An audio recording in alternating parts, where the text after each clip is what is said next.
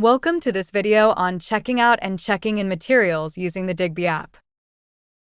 In this video, we'll see how to input a patron's barcode, check items out to a patron, check items back in, and we'll also see how to confirm the transactions in the WorldShare Circulation interface. To begin, from the home screen of the Digby app, tap Checkout Items to open the checkout screen.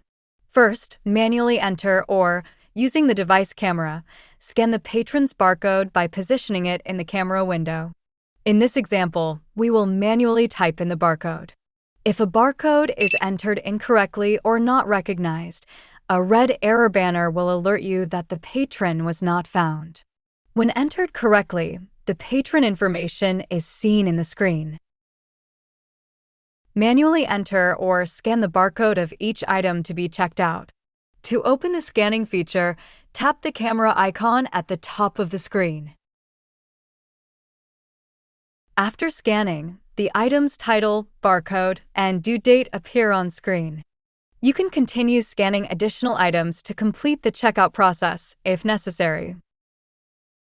Similarly to the patron barcode, if an item barcode is not recognized, an error message will direct the item to be returned to a staff desk for evaluation. When the transaction is complete, tap Done.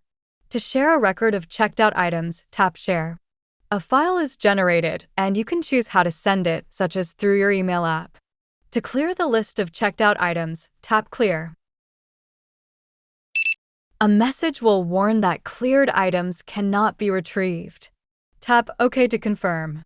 Clearing the list also removes the current patron's information, allowing you to begin scanning a new patron barcode. Next, let's take a look at how to check items back in using Digby.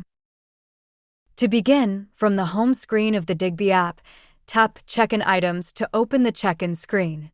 Manually enter the barcode or scan the item's barcode by positioning it in the camera window. If needed, turn on the flashlight for increased visibility. Once scanned, item details appear on screen along with instructions for what to do next, such as returning the item to the shelf. If the item previously had a status like missing or lost, scanning it updates the status to available and provides next step instructions. As you scan items, the count of processed items updates automatically at the top of the screen. Items may be sorted by shelf location and call number or by scanned order by tapping the Sort By drop-down.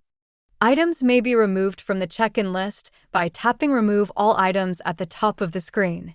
A pop-up informs that once removed, this list cannot be retrieved.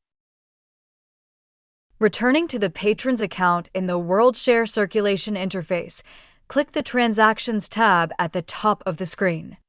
Here, we can see the items that we checked out to the patron, and we can see the source listed as Digby. Users of WorldShare Circulation are encouraged to visit the OCLC Community Center at community.oclc.org. Here, you can connect with fellow circulation users, ask questions, and contribute ideas.